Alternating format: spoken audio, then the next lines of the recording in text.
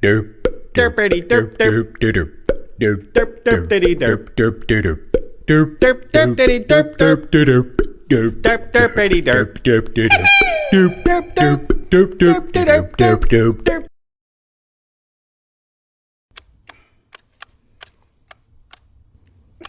Safety's on.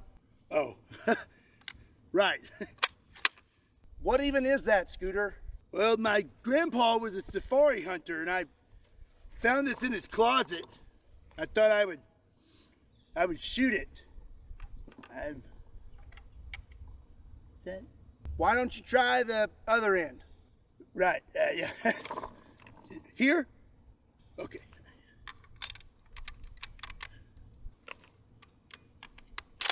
May want to put on your safety.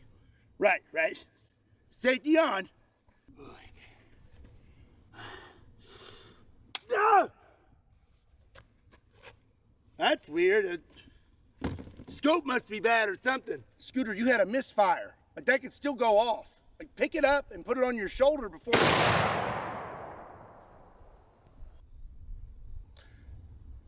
About 100 yards that way.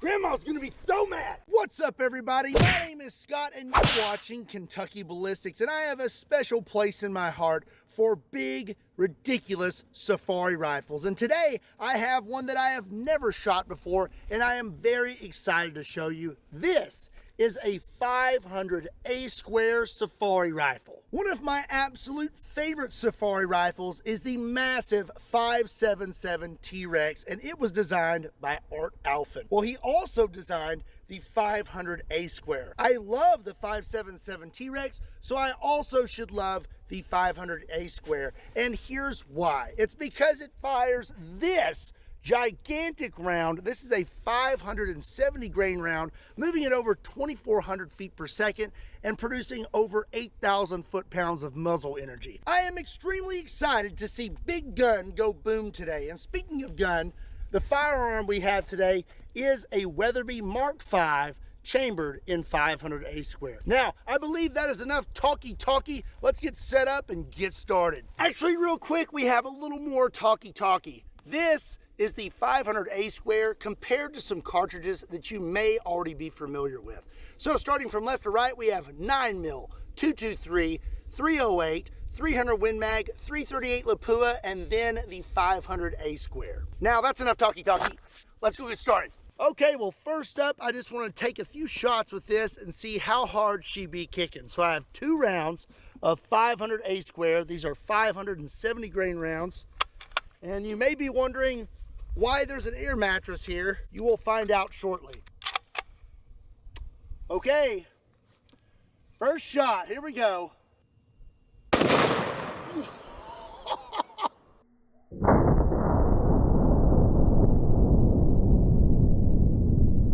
All right, she be kicking, but let's find out just how hard she be kicking. I have a new test for us this year.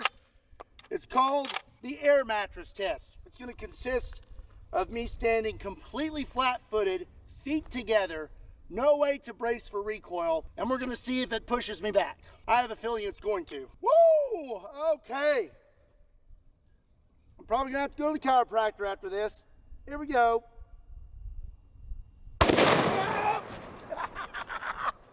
Okay. Yep. She officially be kicking. Okay, well up next, let's see if we can shoot through a truck with the 500 A-square rifle. This is a 570 grain solid. This is basically a full metal jacket. Gonna take a shot at this door, and on the other side, there's 6 holes. So we're gonna look for a 7th hole after this shot. Let's see what happens. Here we go. Whoa, I can already tell you, it went all the way through. I saw some dirt fly up. So here is where we hit. You can see that is a nice crisp hole. And we definitely blew through this side, blew right through the handle. Now if we come around to the other side. Hey, how's it going? I feel like I just saw you. Anyways, here is the here's the exit hole. See, we have some foam or something hanging out of that. And then over here, is where the round hit. And my goodness, it looks like a UFO crash site. That is a huge, huge hole.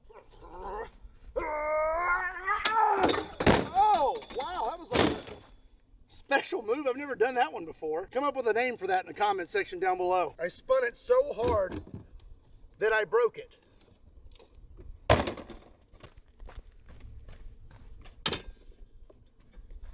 I don't know about you, but I'm ready to see some energy transfer out of this rifle. So up next, I have 2 gallons of thick, colorful liquid. Okay, for these 2 targets, I have 2 rounds of 500 8 square, and these are 570 grain Barnes TSX hollow points. Okay, here we go. Gonna go with the one on the left first. Oh my goodness.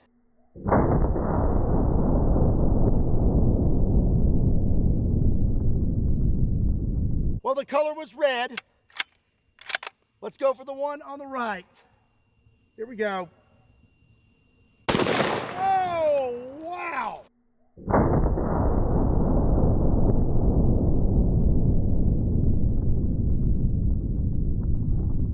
Okay. Well, I'm going to say that this rifle is nothing to shake a stick at. Hey, hey. Oh, yeah. All right, we have red and blue, thick, colorful liquid everywhere.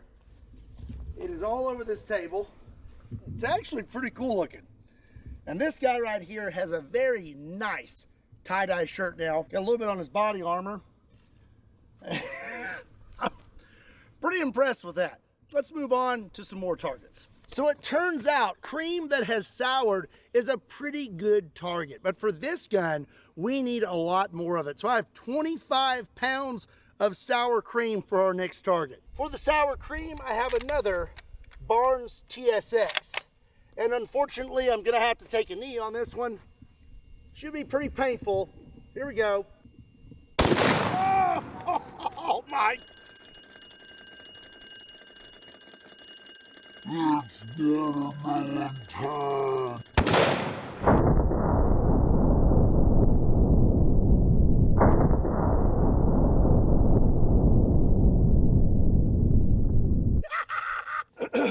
Sorry about that.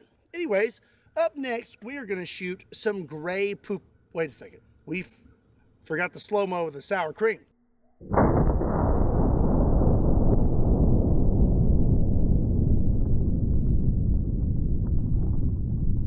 That sour cream was pretty awesome, but I think this 1 gallon container of Grey Poupon is gonna be even awesomer. Actually, you know what? Change my mind. Not shooting the Grey Poupon. I wanna shoot that body armor. It is a Premier body armor, level 4 plate, and this is a 500 A square Barnes brass solid. So I will be very curious to see if we make it through it. Okay, place your bets in the comment section down below. Here we go.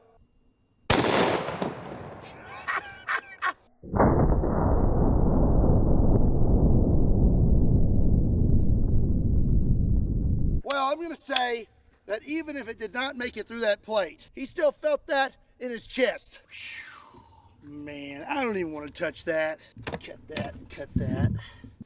Oh. So this is a level 4 plate. This thing is rated all the way up to armor piercing 30-06. We had a good hit right here. You can see we took out a lot of ceramic in there, and it did manage to catch that round, but man, that is a big old bulge. Even this fabric right here is ripped from how big this bulge is. Actually, after further inspection, it looks like we blew a hole through his shirt and through his abdomen just from the sheer energy transfer from that round smacking that plate. That is extremely impressive. Okay, now we're gonna shoot the Grey Poupon, and I went ahead and threw a 6-pound can of sweet peas up there, and I have 2 more Barnes TSX. Let's see what happens. All right, let's go for the Poupon first.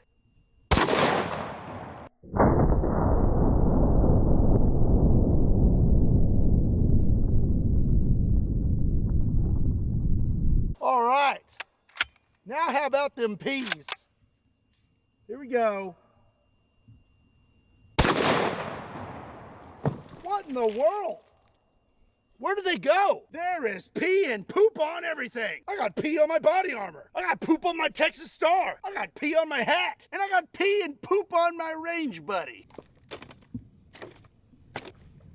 There's a lot of different projectiles that are used for safari cartridges, but these next ones are that of legend. This is a 600 grain A-square dead tough bullet. These dead tough bullets are no longer made, and they were supposed to be the best at delivering energy and max penetration. Up next, we have a Ballistic Dummy Lab zombie bust, and I have 15 gallons of water. Gonna take a shot with this and see if we can catch it. I highly doubt it though. Okay, pretty excited about this. I've heard a lot about them, but never actually shot one. Here we go. Oh my gosh, holy cow.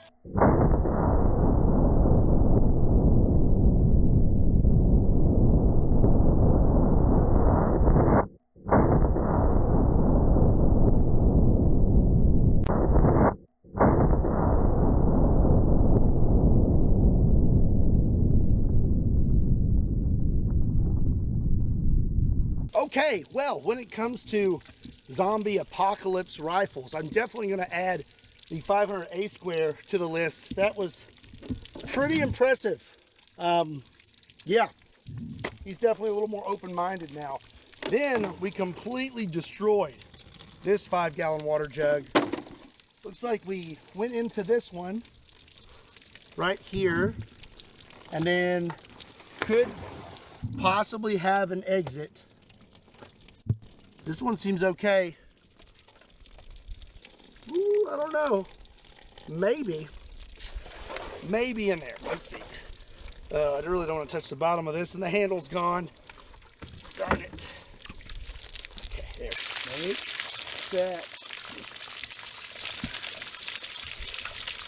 that. Nope. Nothing. Darn it. Okay, we did not catch it with a Ballistic Dummy Lab zombie bust and water. So now let's try cottage cheese and water. Maybe we'll catch it in this. This is 3 pounds. So that's 3, 6, 9, 18, 74 pounds of cottage cheese. You know, I probably should scoot back a little bit, but I'm just gonna go for it. Here we go.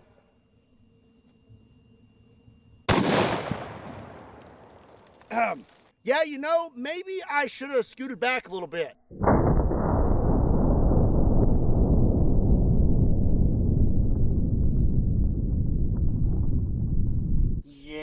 I'm gonna say we probably didn't catch it that time either. But I did learn how to make a cottage cheese claymore. Let me know what you thought about the 500 A-square rifle in the comment section down below. Be sure and give this video a like and hit that subscribe button so you don't miss out on future awesome content. And if you want a nifty Kentucky New year, new me. I think this year I'm gonna listen to my critics and I'm gonna try to be more serious. Starting now.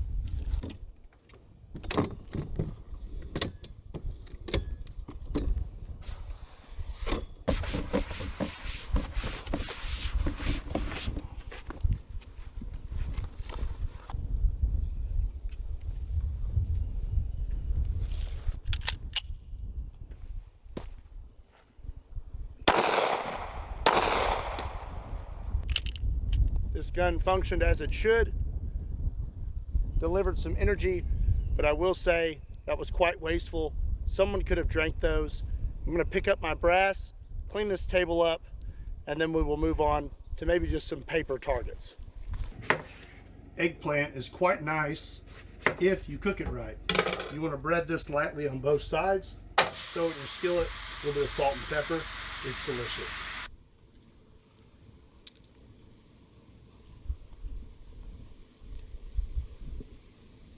Next, I have a chronograph set up. Let's see if we can get a reading on this ammo.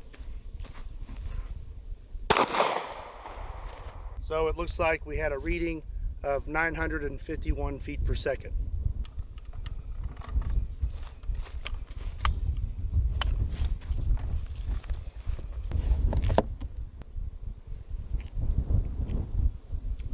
Great time for some watermelon.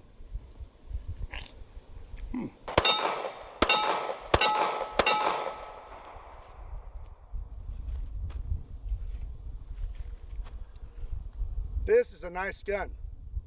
Fires as it should. And this is a tripping hazard. You should always pick up your range and make sure there's no sticks or anything like that lying around. Not good.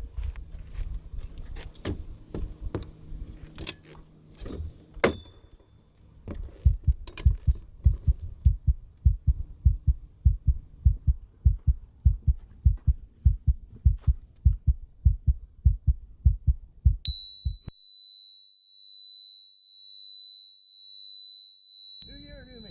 New year, new me. New year, new me. New year, new me. New year, new me. New year, new me. New year, new me. New year, new me. What's up, everybody? My name is Scott, and you're watching Kentucky Ballistics. And this is a 30-30 lever action rifle, the most common deer hunting cartridge in the United States. The 30-30 is most commonly found in a lever action platform. There are some companies out there like Magnum Research that make some pretty cool 30-30 pistols, but today I have something I have never seen before and I am very excited about, a 30-30 Derringer. So this is an American Derringer, and like I said, it is chambered in 30-30, which is a deer hunting rifle cartridge. This little guy right here only has 3-inch barrels, which technically you're only getting about, I don't know, a ½ inch of barrel because the cartridge itself is about 2.5 inches long. So to load this little guy, you just flip this lever and then the barrel's open and you can put 2 rounds of 30-30 in there. Now this does only fire 1 barrel at a time. When you pull the hammer back, it fires the first barrel, and then when you pull it back again, you will fire the second barrel if you are still hanging on to the gun. I've had the pleasure of shooting some very powerful pocket pistols, but never a 30-30. So needless to say, I am very excited about today's video. So let's go get set up and get started. So first things first, let's just take a few shots with this and see just how hard she be kicking. So we're gonna get it loaded up with 2 different rounds. I have a 170 grain 30-30 soft point, and then I have some Underwood ammo 140 grain controlled chaos. The key with these Derringers is to make sure you keep it pointed in a safe direction and you don't get your hand in front of these barrels once it's loaded. So I'm gonna put the 140 grain in the lower barrel. I'm gonna put the 170 grain in the upper barrel. I'm gonna close this. They recommend putting the safety on. Okay. We are good to go. All right. Now I guess I'm going to shoot it. Here we go. Get a real good grip on there. You can see I can only get about 2 fingies on that grip. All right. Let's give it a whirl. Oh!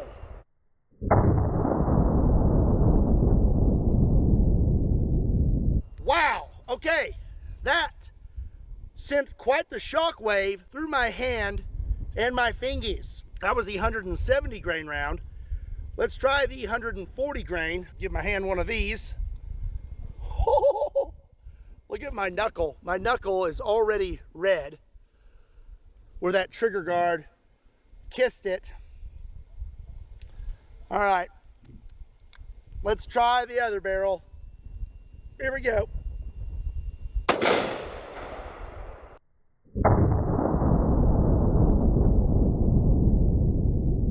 Okay, I think I probably should have checked. I may have fired the lower barrel first because that one kicked a lot harder. That was definitely the heavier round. You know, it's kind of cold. It's kind of cold out here. Maybe I'll go put on some gloves, you know, so my fingers don't get too cold. You want? It's not a good sign. That means we're gonna have 3 more months of winter. First up is gonna be the good old water jug test. I have 10 1-gallon water jugs. We're gonna take a shot at it with the 30-30 Derringer and see what kind of penetration we get. Okay, for this shot, I'm gonna be loaded up with another 130 grain 30-30 round. Load that into the top barrel. And I got on my handy dandy gloves because, you know, it's just kind of chilly out. Fingertips get cold. Has nothing to do with the extreme recoil pulsing through my hand. All right, here we go.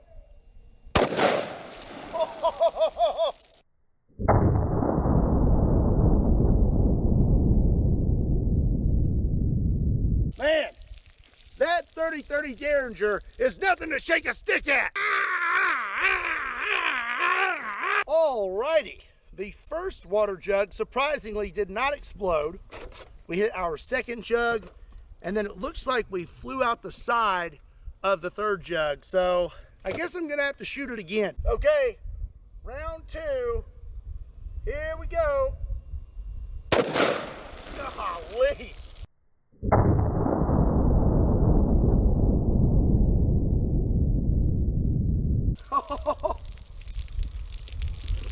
Oh, I think we lost it again. Just seems like that round is getting squirrely. We got 4 more jugs. I guess I could try it one more time.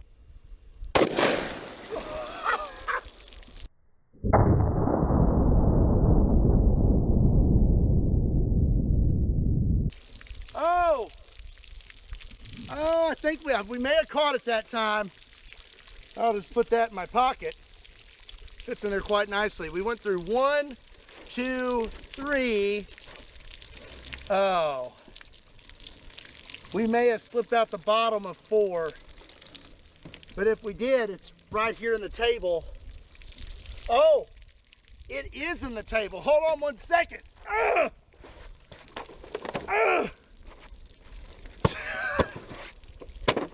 Take a look at this.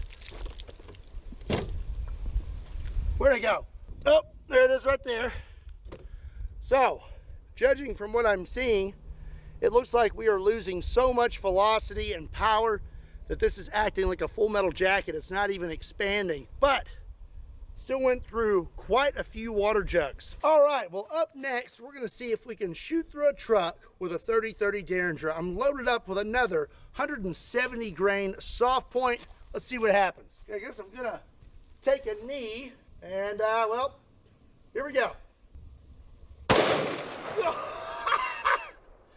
This thing, even with my gloves, you know, to keep my hands warm, is quite a handful.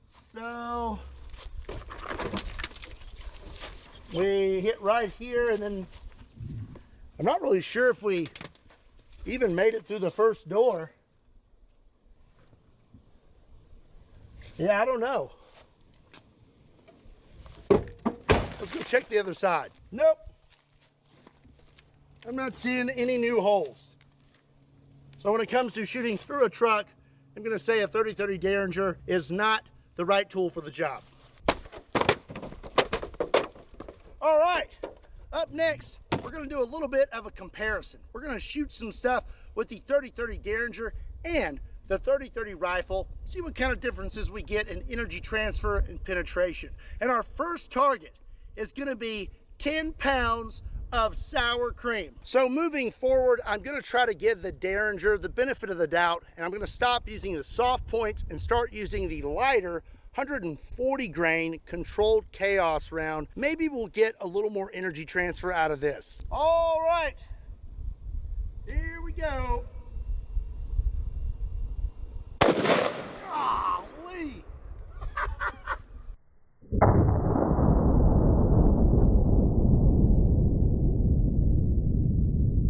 That was pretty good. Even with a little tiny short barrel, those controlled chaos rounds did quite a bit of damage. I do think I hit a little bit low though. Look at that.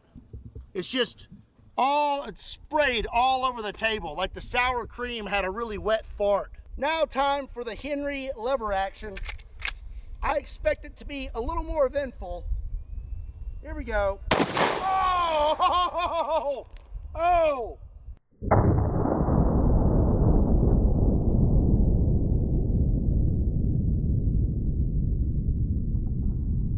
I tell you what, We have not had snow this year. I think that'll do though. Oh my gosh. Let's move on to something else. Up next, we're gonna have 2 targets. We have 2-pound cans of chili and 24-ounce containers of cottage cheese. And if you're upset about me shooting cottage cheese, you really need to look yourself in the mirror, because that is just disgusting. It's the texture. Okay, I am loaded up with 2 more rounds of the 140 grain controlled chaos. Let's start out with the cottage cheese. See if I can hit it. Golly. Okay, wow, that was actually quite a bit of energy transfer.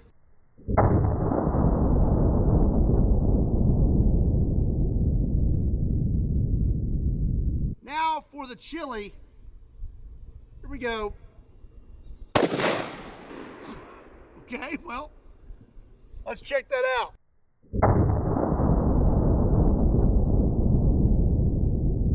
These gloves are doing a pretty good job at keeping my hands warm, you know, but they still kind of hurt. I'm not really sure why. Blew through the cottage cheese and we had some good energy transfer, but with the chili, just zipped right through that thing. That could be because maybe most of the chili is a little lower, but I don't know. We are losing quite a bit of velocity with this one. Let's see what happens when we hit it with the rifle. All right, 30-30 rifle. Cottage cheese is up first. Here we go. Okay.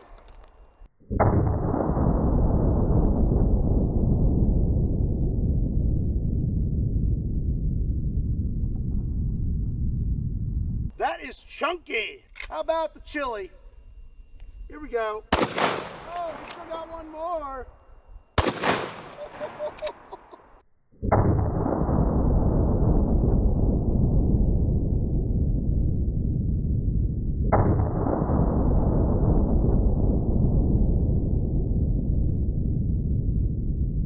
Oh man, that never gets old. Yes, this table is starting to look like a piece of modern art. I mean, this is beautiful. Look at all these colors and textures and shapes and designs.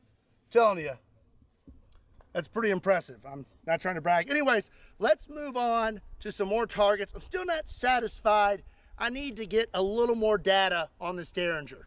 All right, up next, we are going to do a body armor test. This is a Premier Body Armor Soft Armor Level 3A vest. This should stop up to 44 Magnum. We're gonna see if it can stop 30-30 out of a Derringer and a rifle. I have a 5-gallon water jug. Just gonna place that around it. And now I'm gonna shoot it. I can't really decide which round I wanna use, so I'm gonna use both. We have the 170 grain soft point. I'll put that in the top barrel.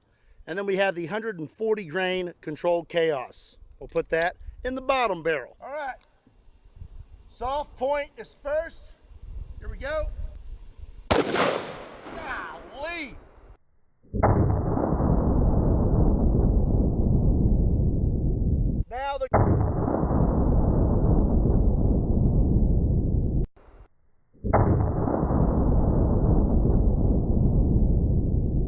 Now the controlled chaos.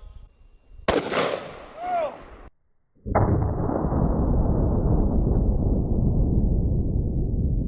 Man, I'm so glad that I wore these gloves. My hands are really getting beat up by all this cold weather, you know. Let's have a look-see.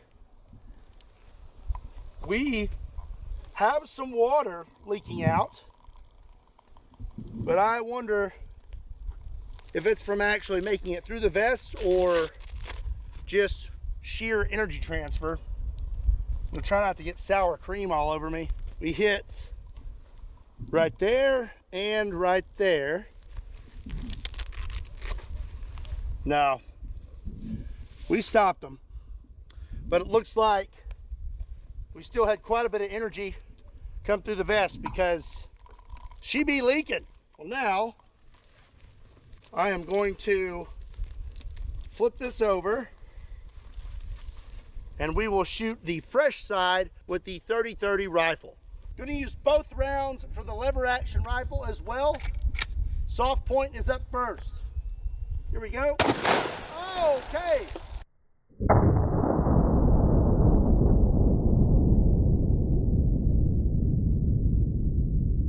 Well, let's go ahead and shoot it a second time anyways. Controlled chaos. All right. Let's check that out.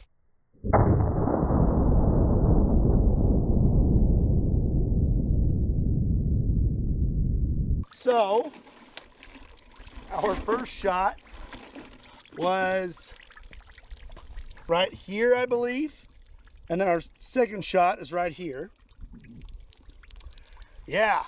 So, first shot, blew through the vest.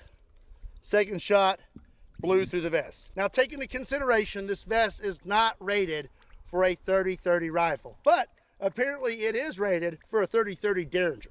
So with a Derringer or a pocket pistol, one thing that you really have to look out for is when you are loading it or cocking the hammer. These barrels are so short that it's very easy to put your hand in front of them when doing those things. So up next, I have a Ballistic Dummy Labs hand.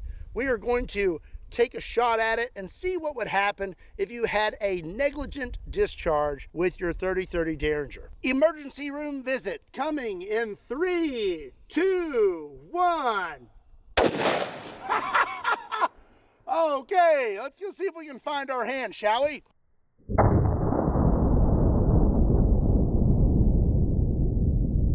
All right. Oh, so here is our hand. Looks like you would have a nice, clean little hole and lots of unburnt powder all over your palm. As for the exit hole, that is not looking too good, and it does look like we made it through some bones. So a 30-30 Derringer negligent discharge would be no bueno. So there's one last thing that I need to know about the 30-30 Derringer. Is it any good for trick shots? Well, I could not find a volunteer for this trick shot, so I have a Ballistic Dummy Labs zombie bust and a can of Spam. I'm gonna put the can of Spam on his head, balance it, and see if I can plink it off there with the 30-30 Derringer. Also, do a push-up every time I say 30-30 Derringer in this video, and I promise you, you will hit your New Year's resolution goal. All right, set our Spam up. This is gonna require extreme concentration. Here we go. All right, don't move. Sit very still. Oh, okay.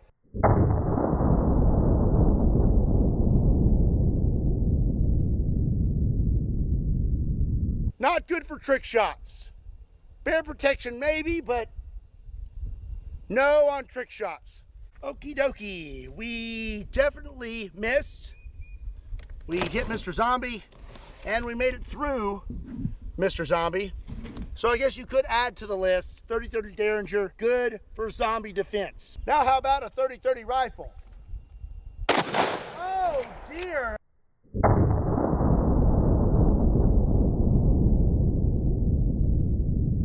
How about another? Oh! You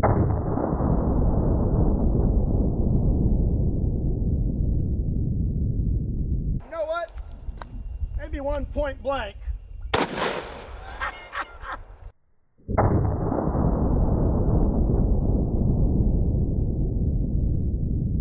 If you can't find your Derringer, I think your rifle will do just fine. Let me know what you thought about the 30-30 Derringer in the comment section down below. And if you the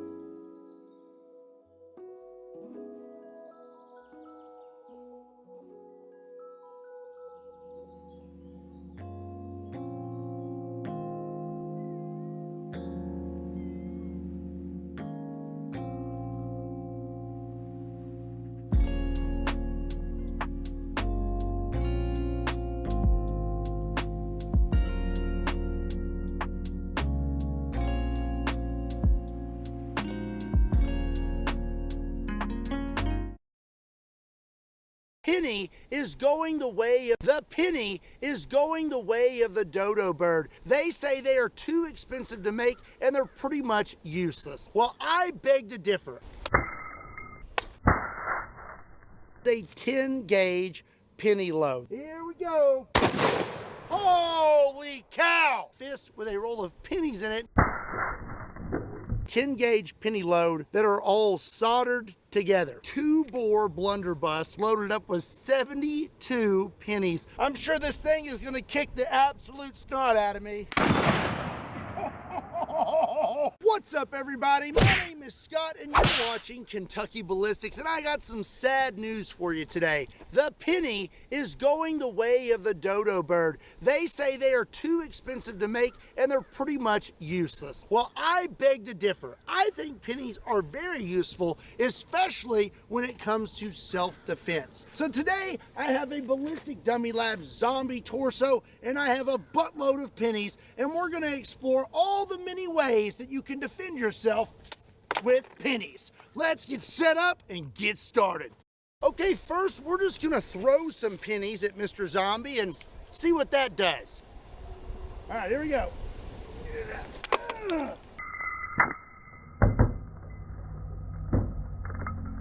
Okay, I don't really see much damage. I definitely think that probably would have stung a little bit, but no real damage. So now I say we throw some more pennies at him, but we'll just keep them in the roll this time. I'm also not very accurate when it comes to throwing, so I'm gonna get really close this time. Here we go. Oh! Okay, I think that definitely would have hurt. I've got a little slit right there on his forehead.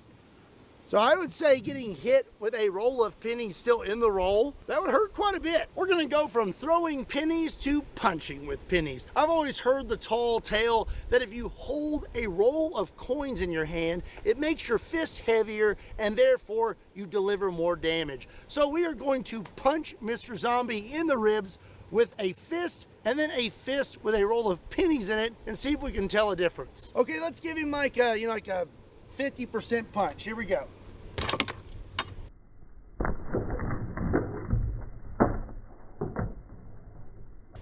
Oh, I broke his ribs. Oops. These hands weren't meant to create, they only destroy! So, those snapped. So I don't really know how we're going to be able to tell if I'm hitting harder with the pennies, because I already accidentally broke his ribs. Let's hit him anyways. All right, now I have a roll of pennies in my hand. I'm gonna grip those real tight. I guess I'm just gonna aim more for the back ribs then. Here we go.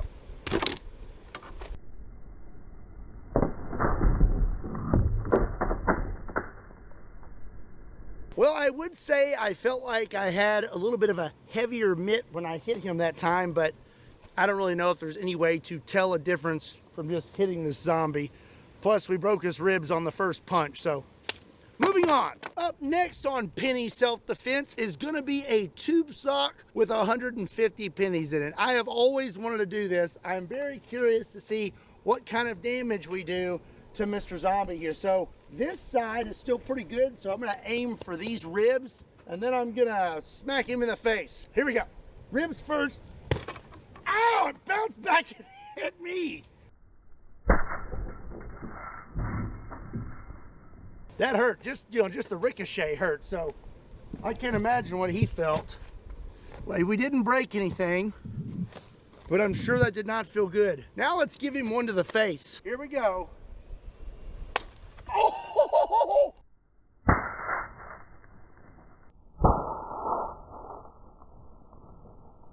Oh, that would definitely not feel very good. Now you have to take into consideration this guy has already been hit with a bolt that flew out of a 308. But I'm pretty sure that broke his jaw that time when he got hit with the pennies. Now do take into consideration his jaw was probably already a little weakened, but that would definitely hurt. Pennies in a tube sock, not bad. So far, I am actually pretty impressed with these pennies, but before we move on to things that involve gunpowder, we're gonna see what kind of damage we can do with a slingshot. Okay, first, I'm just gonna aim for Mr. Zombie's chest. Oh! I don't see anything. Didn't do much of anything. Let's get a little closer. Hope this doesn't come back and hit me in the eyeball.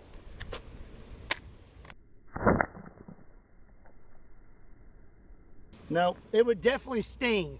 I'll give you that, but doesn't look like it's gonna do much damage. I am gonna go ahead and throw one at his dome though.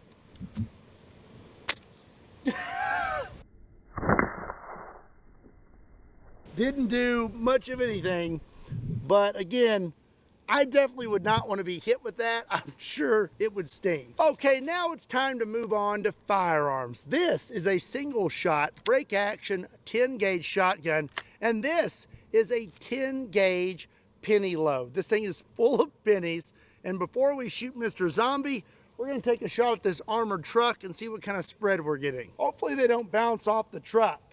All right, here we go. Oh, wow. Them pennies be kicking. I'm not really sure where those pennies hit. Maybe we need something that's a little more fresh. Let's try again. Okay, this blue truck here still has most of its paint. So let's try again shooting at it. Here we go. Wow, okay. So I'm pretty sure that all of those pennies somehow stayed together and just punched a hole through this truck. And if you look back here in the tailgate, there are pennies. You've got all kinds of pennies back here. Look at that. That thing is messed up. So they all stayed together to go through the truck, and then once they went through the truck, they just spread like penny buckshot. Let's go shoot the zombie. So now I have another 10 gauge loose penny round. We're gonna see what happens to Mr. Zombie. I don't think it's gonna be pretty. Okie dokie, here we go. Holy cow!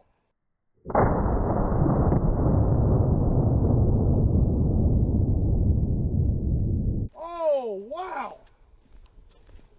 Dude. Blew through him. It looks like most of those pennies stayed together. I think you had a few stragglers because we got 2 marks right here.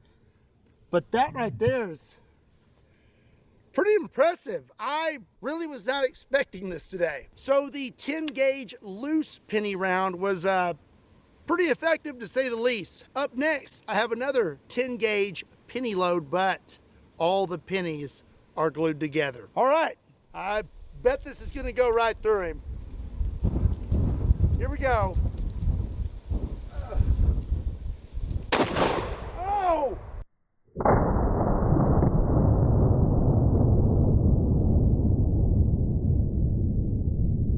Did I hit the same hole? Yeah, I did. I managed to hit him in the exact same spot. And it continued on into the puddle of water. We hit him right here in the front, right next to it, I guess. And then we blew through the back again. So we have used 10 gauge loose penny loads, a 10 gauge glued penny load, and now I have a 10 gauge penny load with pennies that are all soldered together. And to avoid me hitting him in the same spot a third time, I'm gonna take a knee and I'm gonna aim for his belly. Okie dokie. Here we go. Oh! Oh my gosh!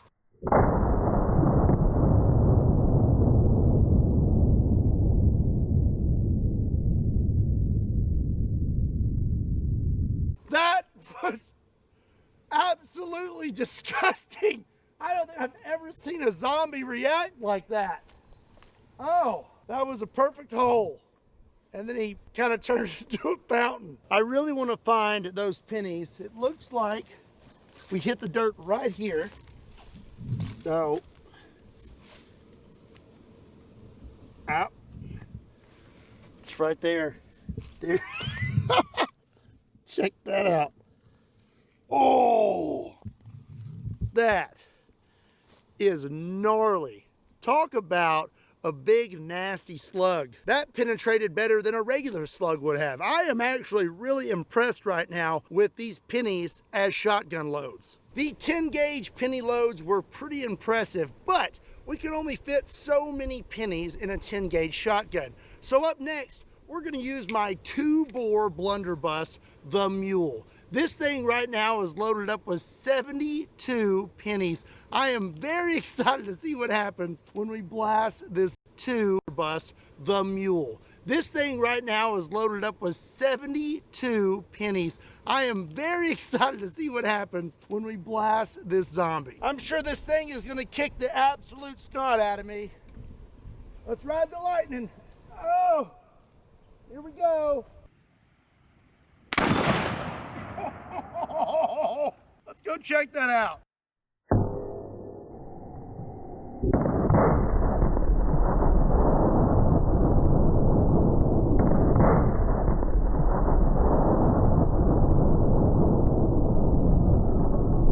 Well, okay, so we did manage to hit him with some of those pennies. We've got some marks here, here, but right there you can actually see one of them slid into him. Oh, look at that. That is stuck in his belly. Oh my goodness. Okay, on that one too. This one's like dug into him. Look at this, right? Oh, I'm gonna try and pull this out of here. Come on, come on. Ah! Ah! I got it. Oh, and there's one right here in his neck. Look at that. I feel that one. I know how that one feels. I would say that the 10 gauge loads were actually more effective than the blunderbuss load because they're loosely packed in this, but in the 10 gauge, they were in a tight little package and stayed together. But this next round is a little more tightly packed. Okay, now the 2-bore blunderbuss is loaded up with a bunch of pennies again, but this time they have a cup to support them and there's a little bit of glue in there. Okay, let's hit him again. Oh. I hit him, but I don't know if we did much damage.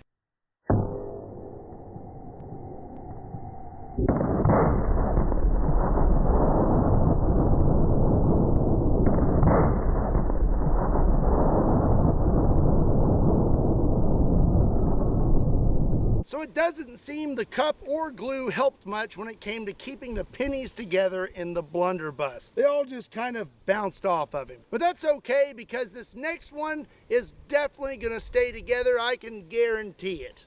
Our final round in the 2-bore blunderbuss is going to be a 2-bore penny wax slug. I feel like this is just gonna act like a giant torpedo. All right, 2-bore penny wax slug, here we go.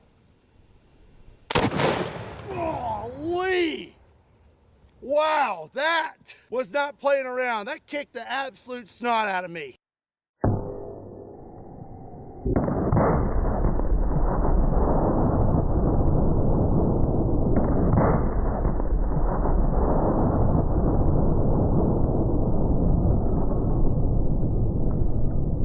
Ooh. Yeah, let me go set this down and we'll take a look. A few moments later. So I reviewed the slow-mo footage and it looks like the wax 2-bore penny slug hit him kind of long ways, but still managed to make it all the way through him because in the slow-mo, it looks like his back turns into a change dispenser. I would say that that wax slug was pretty effective, but all in all, I think the pennies have been more effective out of the 10 gauge. We still have some good real estate right here. So for our final shot, I say we hit him point blank in the face with pennies from the 10 gauge. A penny for your thoughts. Oh, oh, oh, that was quite explosive.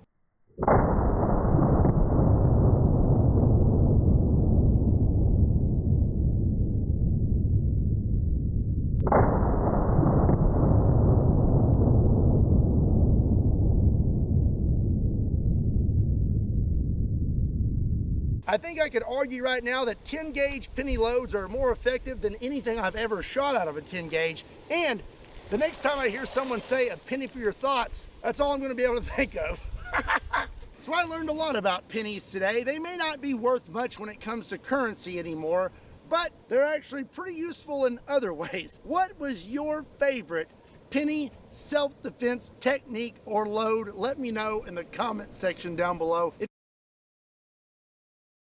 Not everybody has a 50 BMG, so today we're gonna find out if the average Joe could disable a vehicle.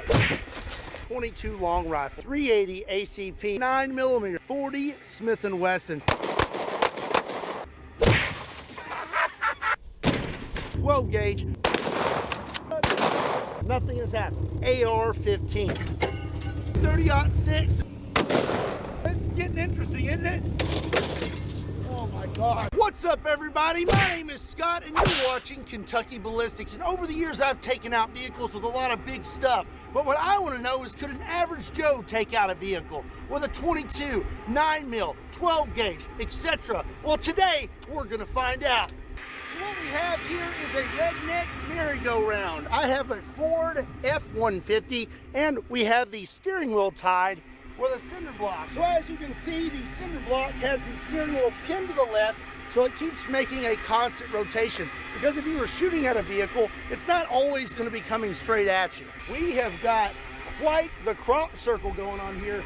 Someone is going to think a UFO landed. Anyways, like I said in the beginning of the video, not everyone has a 50 BMG or calibers that large. Over the years, I have disabled a lot of vehicles with large calibers like 50 BMG or 500 Nitro or even the punt gun, but not everyone has those. So what I want to know today is, could the average Joe disable a vehicle with the most common calibers? So today we have the most common pistol calibers, the most common shotgun, and the most common rifle calibers, and we're going to see if we can disable the most common truck in the United States, the Ford F-150. I am super excited about today's video, so let's get set up and get started.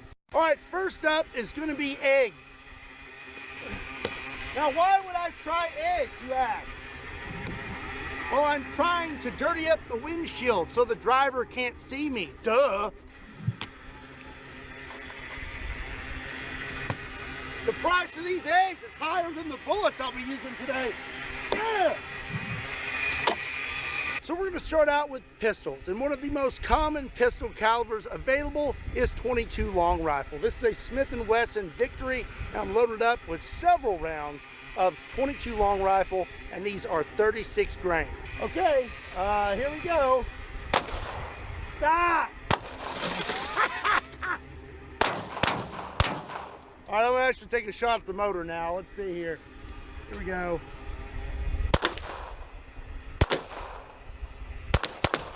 Okay, well, let's see if we can inspect. Hey, watch out. Okay, so let's see if we hit right here. And I don't think we really did anything. It's still going. Okay, up next is going to be 9mm. This is a Glock 19, and I'm loaded up with 10 rounds of 115 grain 9mm full metal jackets.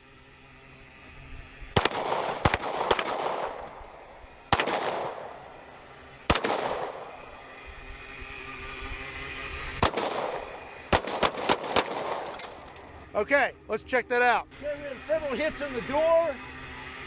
Hit here in this door. And then I tried to hit up front a few times. I got right through the headlight. Oh yeah, and I hit right there. Right there.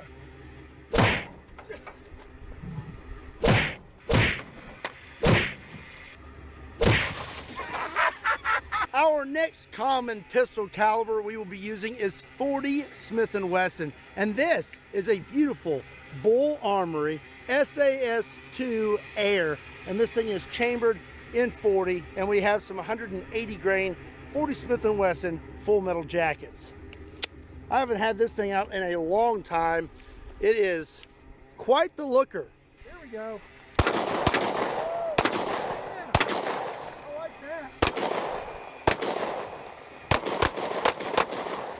It's still going. I hit somewhere up here.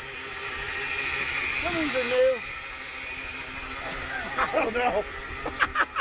When it comes to calibers you would try to take out a vehicle with, this is definitely not one that you would think of. This is an LCP2 chambered in 380 ACP, another very common pistol caliber, and I have 6 rounds of 90 grain full metal jackets.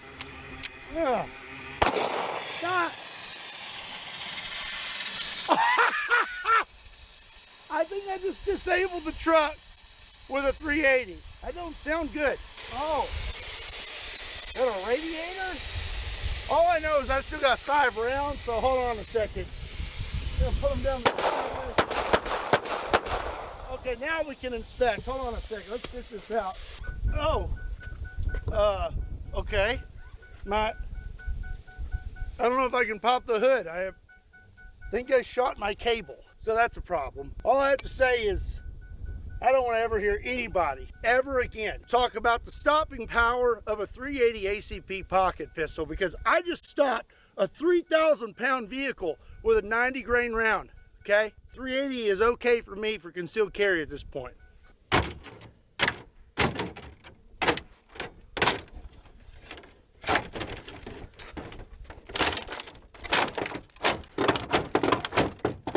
Okay, so hit the radiator with the 380, it looks like, right there, but I'm not really sure why it disabled the entire vehicle. That's pretty wild. So I tell you what, I'm gonna try to start it. Hopefully it doesn't catch on fire.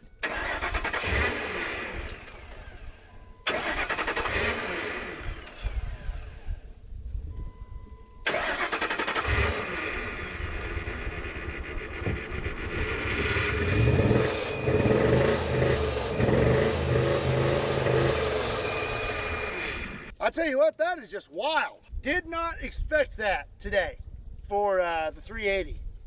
I didn't think we would stop there, but it's looking like we disabled the Ford F-150 with a 380 pocket pistol. I guess I'm gonna sell my 50 BMG and all my other big stuff because apparently you don't need it. Always wanted to do that.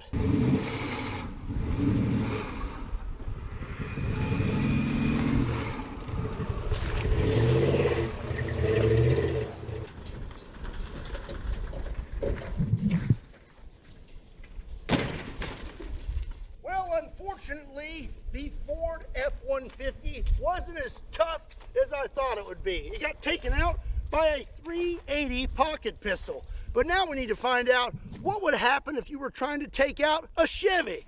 Okay, well, up next, we have a Chevy 1500 that's actually, well, it's moving a little faster than the Ford F-150, and we're gonna resume pistol calibers. This is our last common pistol caliber, 45 ACP. I'm kind of scared of this truck right now. And this is a SIG 1911, 230 grain full metal jackets. Oh, okay. We may need to slow this guy down a little bit.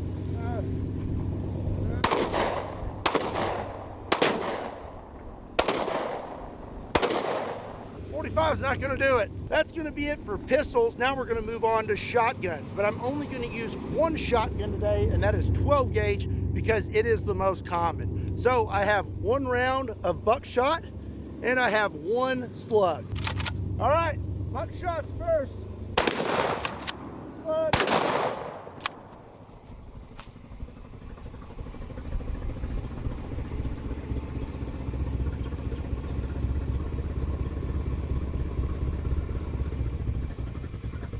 I think I may have killed it. Nope. Nope. You ain't killing that Chevy with a 12 gauge. I bet you it's gonna keep going. Let's check it out. Okay, it's in park. Looks like I hit with the buckshot right here, and then slug hit right here. You can see a big hole right there. Now let's take a look under the hood. Okay. Looks like we came out right here. Not really sure what we hit, but we're still running. The engine is still running. We're just not actually rolling anymore. So let's see if I can get it going again.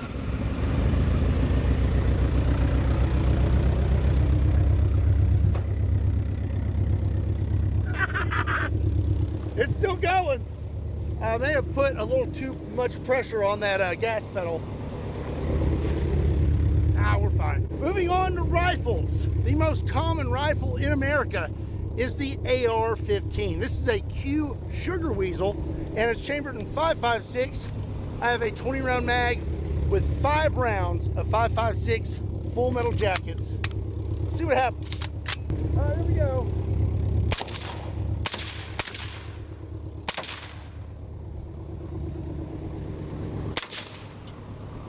I put that one right down the middle and nothing has happened. I'm actually kind of surprised. I mean, 380 shut down the Ford F-150. I figured this would have shut down the Chevy, but apparently not.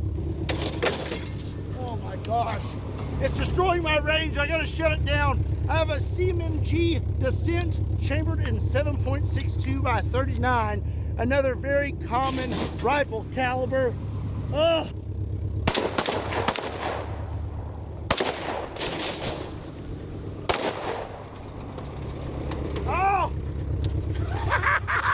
All right, 7.62 didn't do it.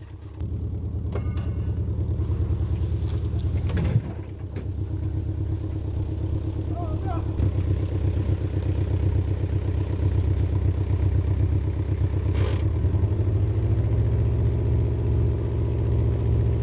The throttle seems to be stuck. Oops.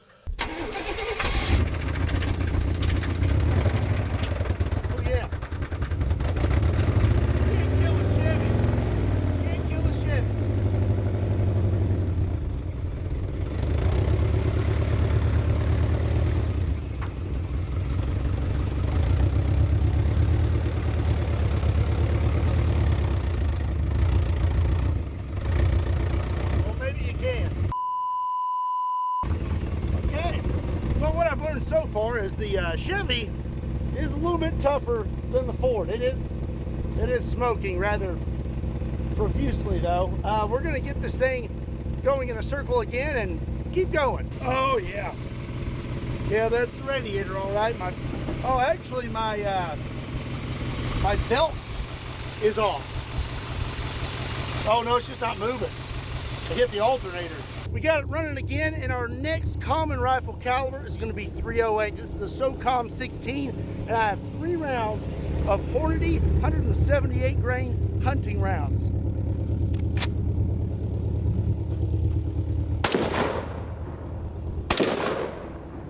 There it comes. Oh, still going. Up next is going to be 30-06.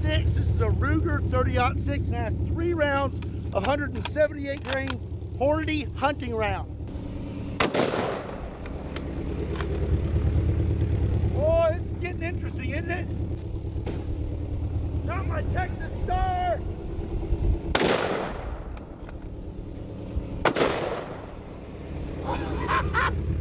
It's still going.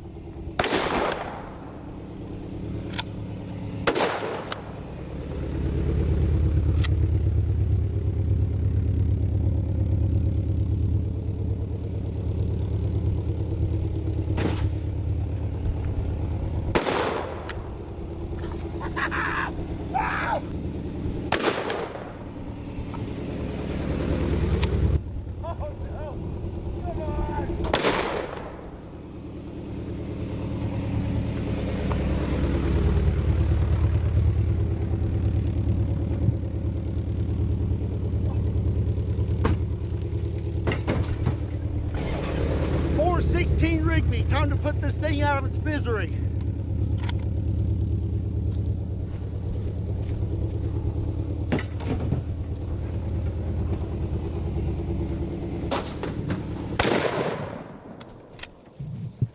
Yeah, that's what I'm talking about.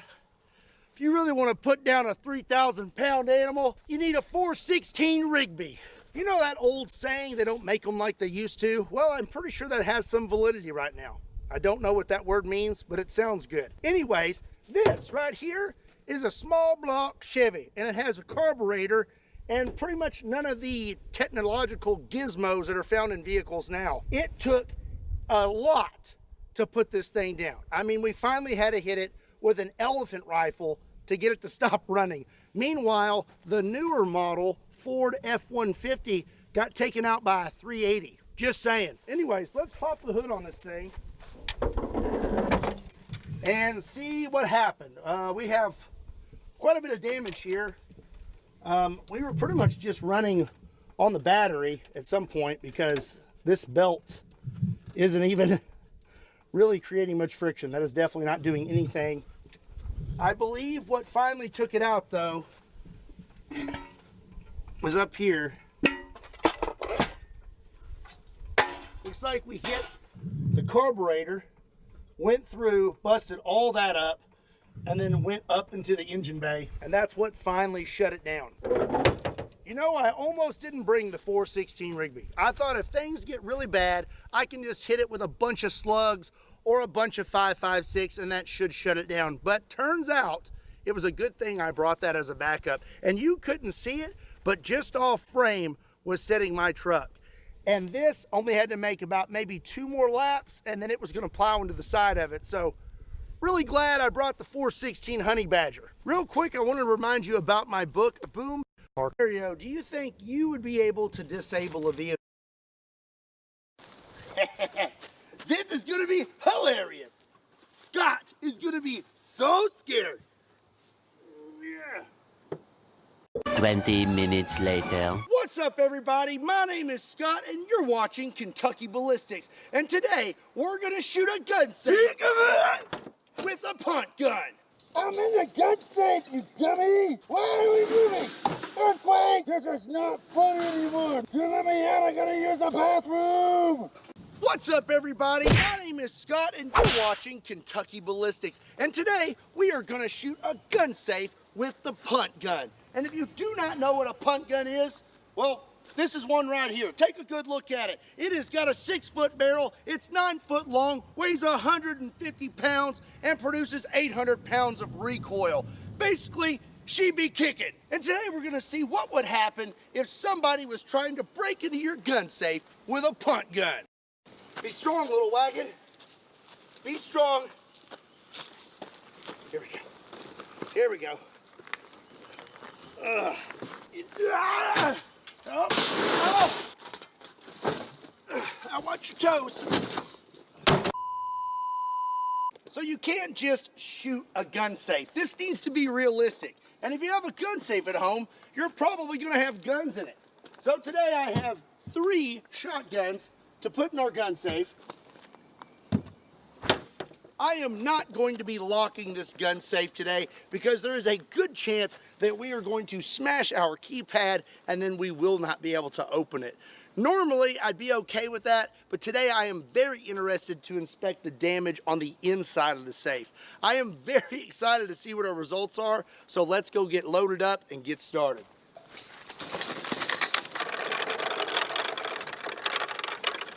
So our first shot with the punt gun today is going to be with some ammo we have never used on the channel before. We are going to use some golf ball shot. The punt gun has 9 or 10 golf balls inside it right now. Honestly, I lost count. It's 9 or 10. And we are going to fire them at the gun safe.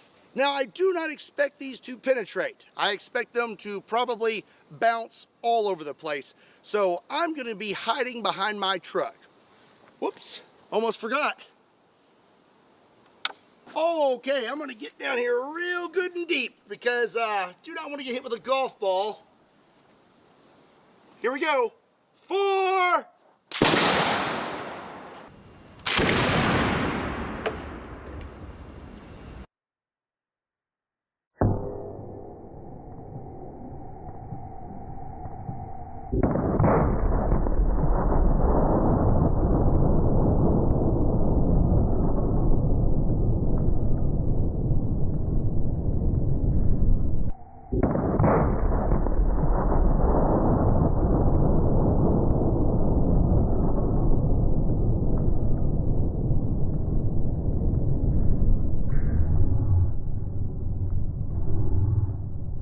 Wow, okay. So golf balls in a punt gun are actually pretty lethal, it seems, because we dented the heck out of this gun safe. Look at this. That is nuts. Those are huge dents. And of course, like I guess, we hit our keypad, but it may still work. Let's see if that'll go back on there. Oh, we're good. Why is it smoking? What the heck? I guess that's just like drywall dust or something. Oh my gosh. Look in there. Right up here. All of the electronic components back there are busted up. So I found some of the golf balls, and as you can see here, the punt gun is pretty good at busting balls. These are absolutely destroyed. I cannot believe the devastation that these caused to that safe. And after seeing this, I have decided that we definitely need to do some more testing in the future with golf ball shot and the punt gun. All right. We are going to take our second shot at the gun safe, and before we move on to things like double-aught buck and a 1-pound slug, we're going to hit this thing with something that's unique. These are called flechettes. They're basically metal darts, and I have a bunch of them packed into the punt gun, and we're going to see what kind of damage these would do to your gun safe. All right, we're ready to go. And if you like what we are doing today and you want to see more content like this, make sure you hit that subscribe button. And if you are already subscribed, make sure you hit that bell and turn on all the notifications so you don't miss out on new videos. Now, let's fire these flechettes.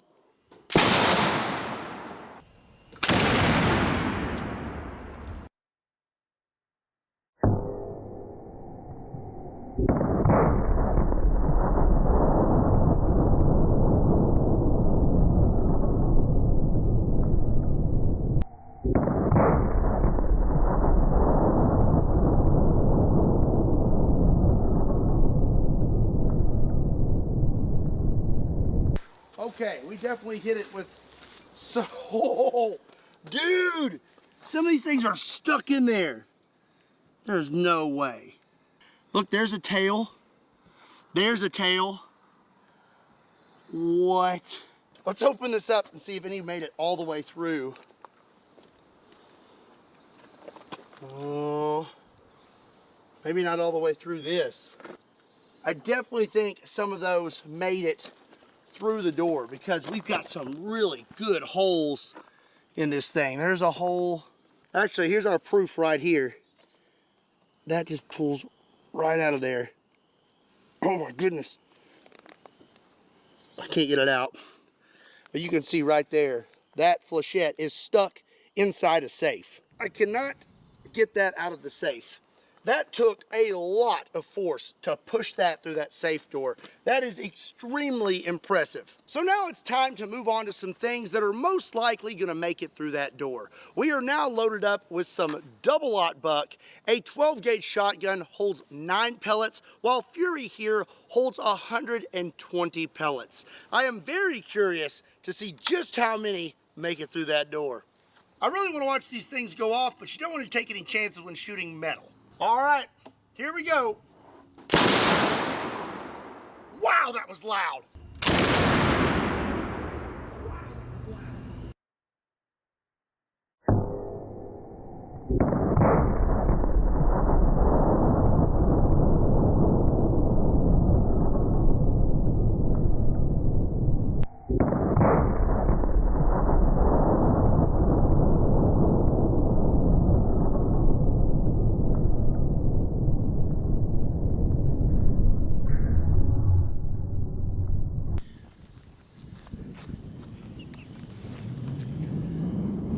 It looks like almost all of those pellets hit the gun safe, and the gun safe absorbed all 25,000 foot-pounds of energy and just kicked it over. So none of them seem to have made it through the safe except for maybe 1 or 2. But that doesn't matter. I'm still really impressed. I mean, we knocked over a gun safe. There's a ton of them on the ground. What the heck? Look at all these pieces of lead. Look at this. Look at all those. Our keypad is totally trashed. Our handle is loose. Whew. Okay, you had at least one make it through right there. And I don't think we hit our guns. The guns still look great. The gun's fine, but I've noticed right here, it looks like a few pellets may have squeezed in. And right here we have a little chunk of lead. Oops. But you know, all in all, I'm pretty impressed with this safe. It's holding up quite well. Our guns are in great shape, but I don't know if they're gonna stay that way because I have something a little bit bigger to throw at this safe. So far, we have done a lot of damage to this safe, but we have been unsuccessful at making it into the safe or through the safe. But that's about to change because right now, Fury is loaded up with a 1/4 pound of powder and a 1 pound ball, aka 7,000 grains. We are about to create a new access code for that safe. All right, here we go.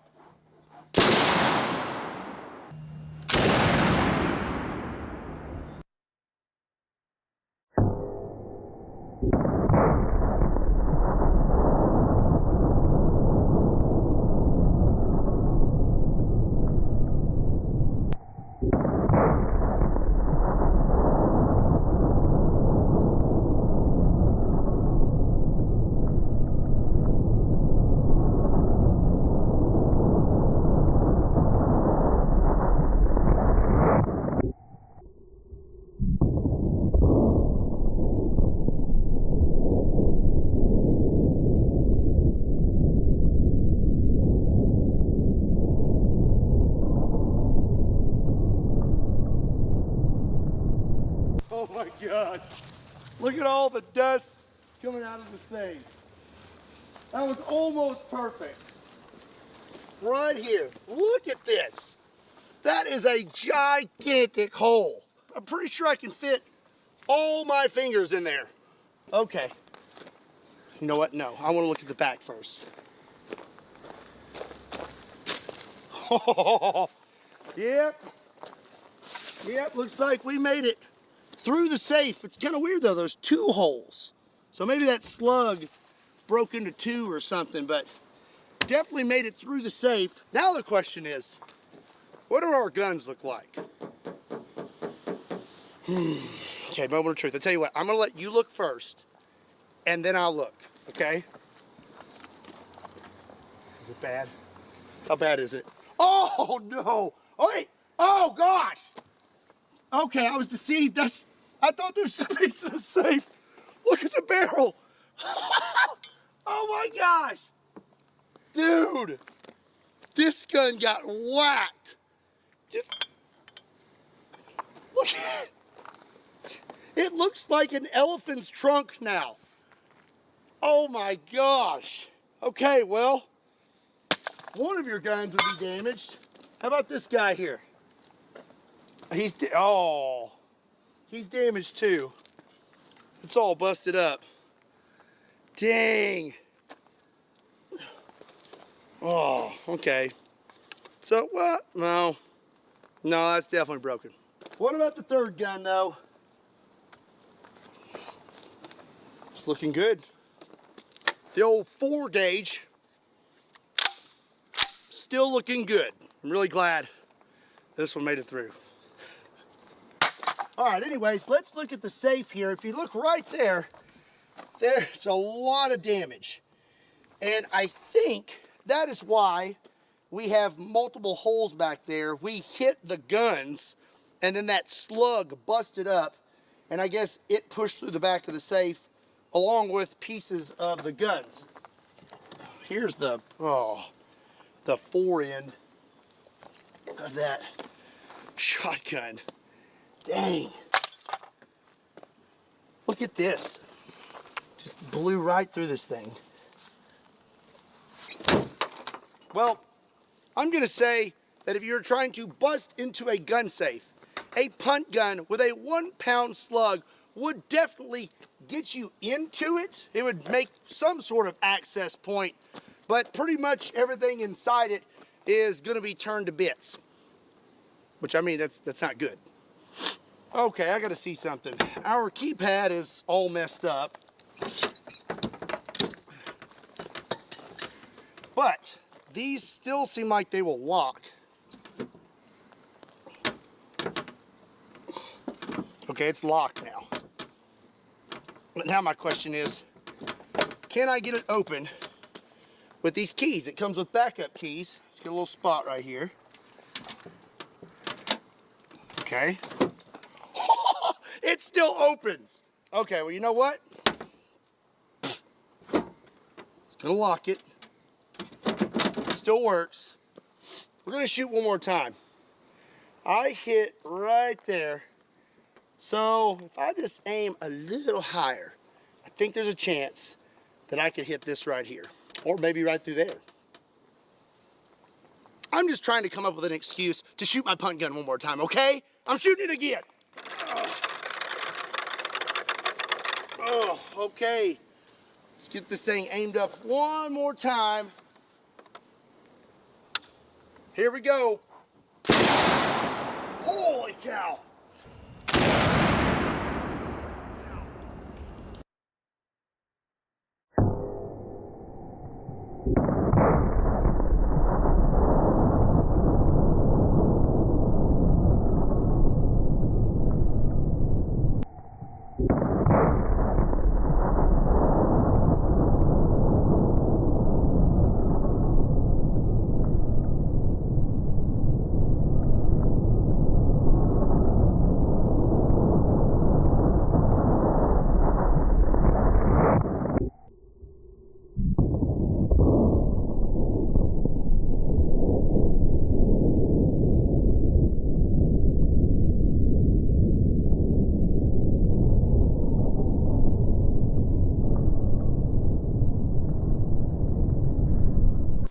Okay, well, looks like my aim was true because I was aiming in between these two, and I thought, well, we'll split the difference. Maybe I'll hit this one.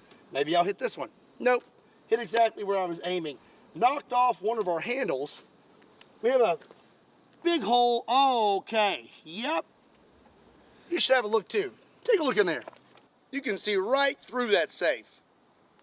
Look at this back here. That is nuts. Look at, like, petaled open like a spring flower. And then looks like we hit our berm right here. Okay, it looks like we went through this railroad tie and then it just kind of scooted over here, and there is the slug. I bet that sucker's hot. Yeah, it's hot, but oh! Okay, it's hotter than I thought it was. Look at all this weight it retained. That is still a huge lead ball. So we're locked.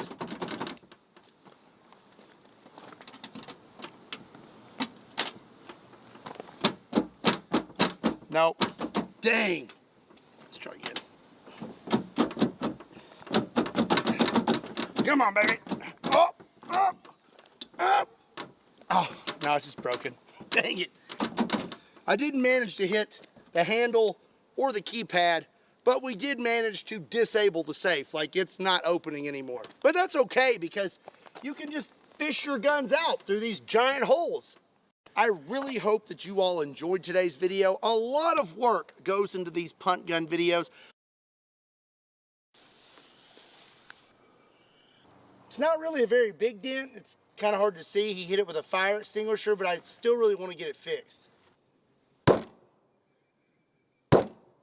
Yeah, it's no problem. I mean, I gotta have this done in no time. All right, well, I guess I'll see you in a little while.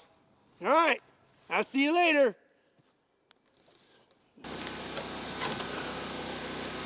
Say goodbye, Mr. Dent.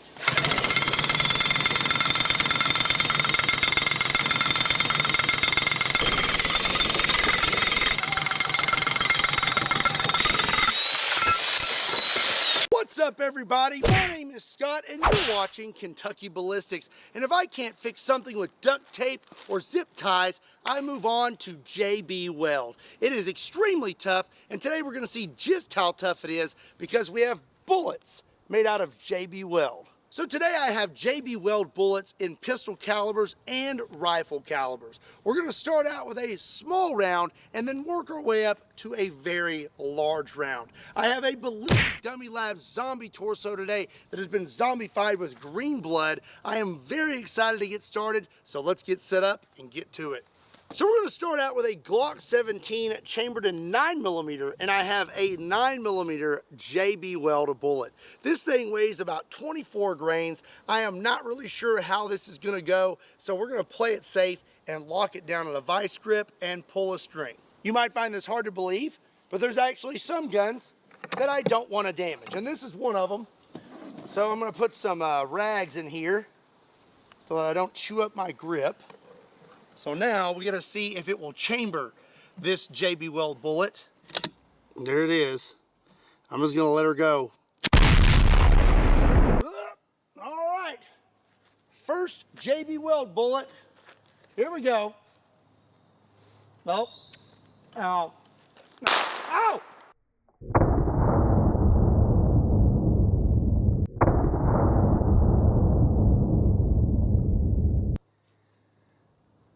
I moved the gun, I pulled it too hard. We may have missed him. Yes, I missed him. Thankfully, I have another 9mm. Looks like this may be fairly safe to shoot, so I'm just gonna pull the trigger this time. Here we go.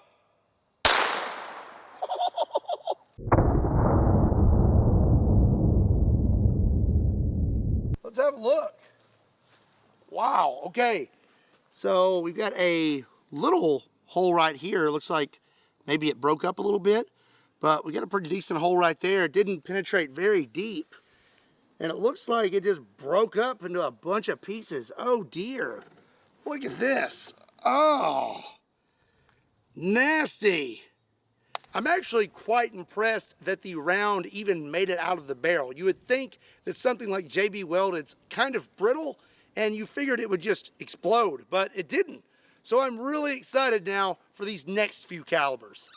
So up next, we have 45 ACP. I have this stinking awesome Punisher 1911, and I'm loaded up with a 45 ACP JB Weld bullet that weighs 38 grains. The 9mm did a little bit of damage. I'm very curious to see if this does any more damage. It is a bigger round, so maybe it won't break up as much.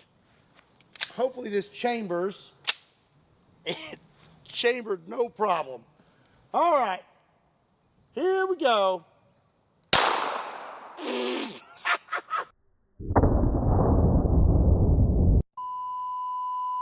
So I made a little whoopsie. I totally shot before we turned on the slow-mo camera on Mr. Zombie here. So that is going to be missing footage. But I do have another 45 ACP, so probably going to take one more shot. But before I do, we'll inspect right here. And it looks like we broke his rib. So the old 45 was definitely hitting with a lot more force than that puny old 9mm. It's rolling this time. Let's hit him one more time.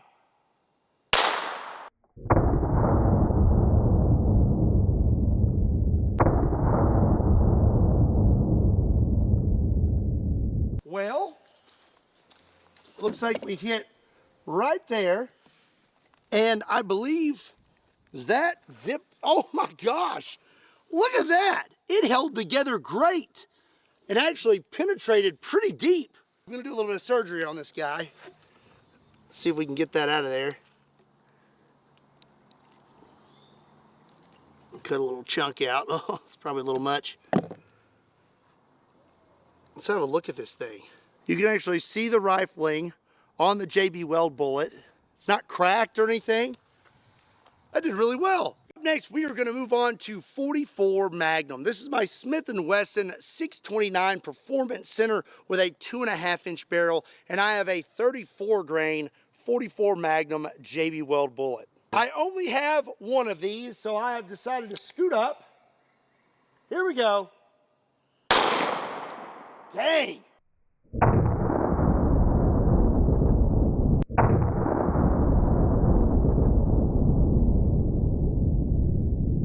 Oh.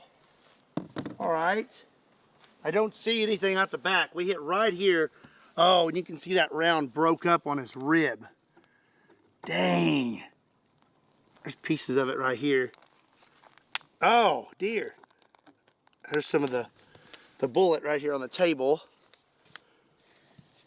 And it seems like the bone stopped it, but there is a lot of damage in there. Look at that. Goodness gracious. Well, 44 Magnum JB Weld bullets are not playing around, but this next caliber I think is going to hit Mr. Zombie a little bit harder. So up next, we are going to step it up to 500 Magnum. This is a Smith & Wesson 500 Magnum with an 8 3/8 inch barrel, and I have a 500 Magnum JB Weld bullet that weighs 71 grains. This one makes me a little bit nervous, so I'm probably not going to shoot it out of my hand. I'm actually going to vice grip this one in just in case. All right, 500 Magnum JB Weld bullet. Here we go. Oh!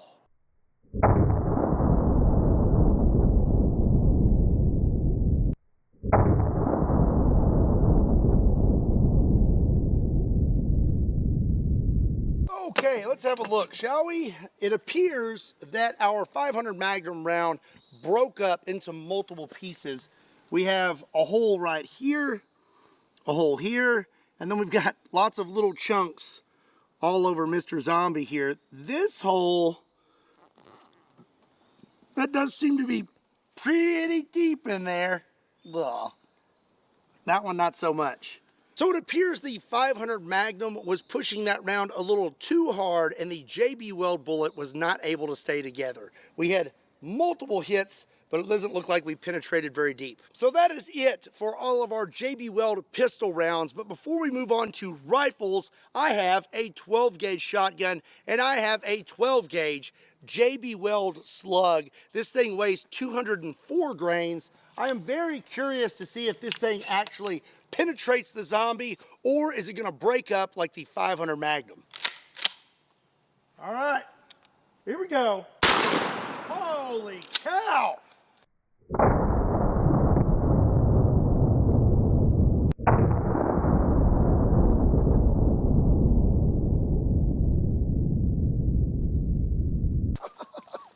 Okay, JB Weld slug. Did quite a bit of damage. That is pretty gnarly. It looks like it did break up some, but golly. Yeah, that's still pretty impressive. I actually brought 2 of these. So let's go ahead and take one more shot. But this time, I'm gonna aim a little bit higher.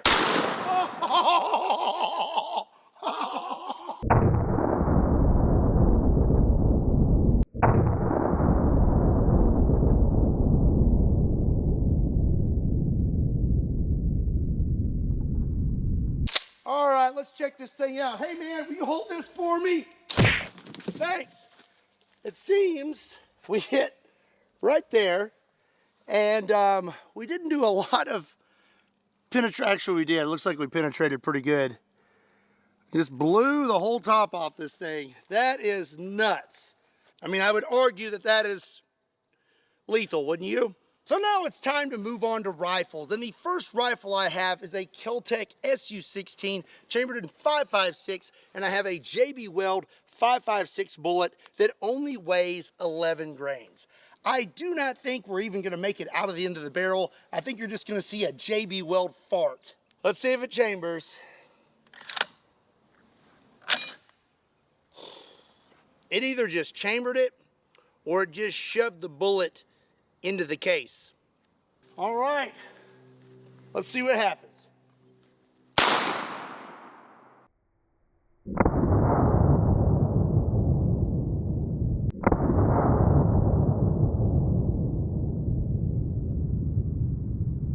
Let's have a look here. Okay, well, we actually have a new hole. That round held together and did quite a bit of damage. which is really surprising because the 500 Magnum bullet broke up into a bunch of pieces. So I figured the smaller round that's supposed to be moving faster would not have even made it to the target, but it did. Interesting. Surprisingly, the 5.56 held together and did a little bit of damage to our zombie torso. So now I am very curious to see what this next round does. This is a JB Weld 308 bullet that weighs 34 grains, and I have a Ruger bolt action 308. 308! Holy cow!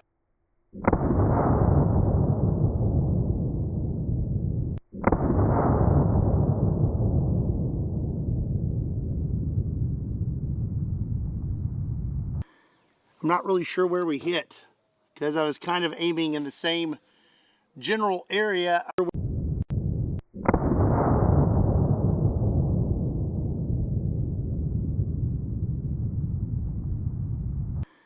I'm not really sure where we hit because I was kind of aiming in the same general area. I believe we hit right here though. Well, it is time for the grand finale, a JB Weld 50 BMG bullet. This thing weighs 262 grains, and I got a really bad feeling about it in my neck. Sketchy ammo and an orange 50. What could go wrong, right? All right. Here we go. You really thought I was going to shoot that with a JB Weld 50 BMG in it? Oh, yeah, no, absolutely not. Just taking a quick picture of you, you know, because I'll probably never see you again. Unless you hit that subscribe button. Then we can see each other every week. Keeping this picture, let's scoot back a little further for this one, you know, just in case. That looks pretty good. Here we go.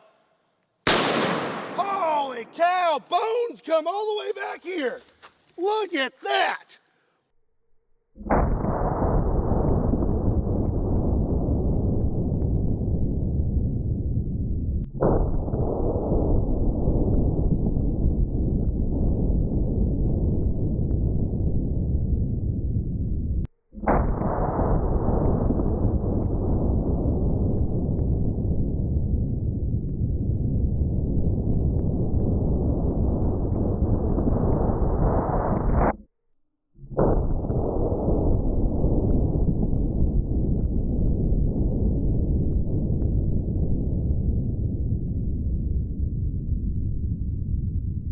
Holy cow. Okay, if you come back here, you can see that he is still smoking.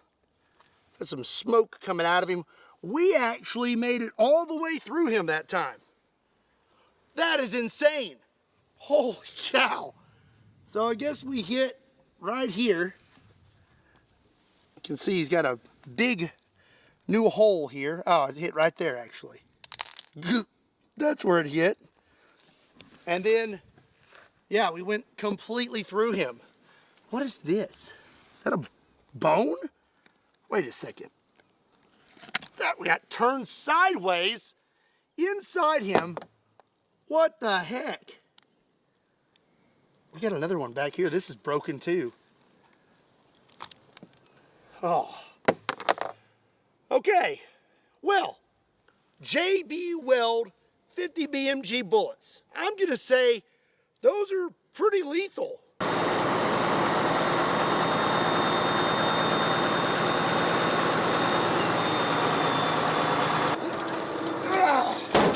I don't know about you, but I was very impressed with the JB Weld bullets. Let me know what you thought about them in the comment section down below. And while you're at it, give today's video a like. And if you're not subscribed to Kentucky Ballistics, hit that subscribe button.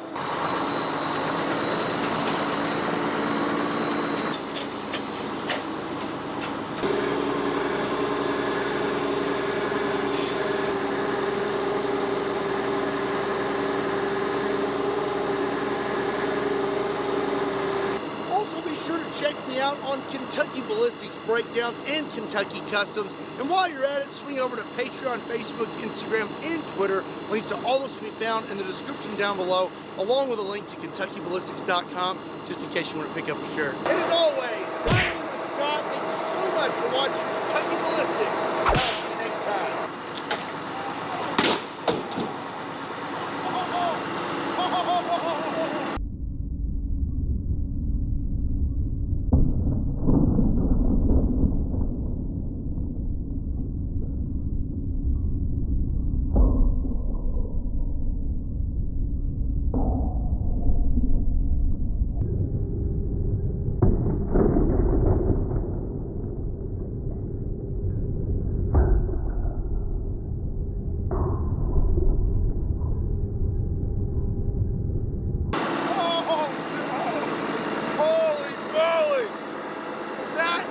The most damage we've ever done to a zombie torso at once.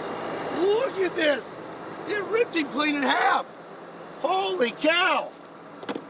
Wow! Well, if you're ever trying to move a gun safe into a 10-story apartment building, I would definitely be careful.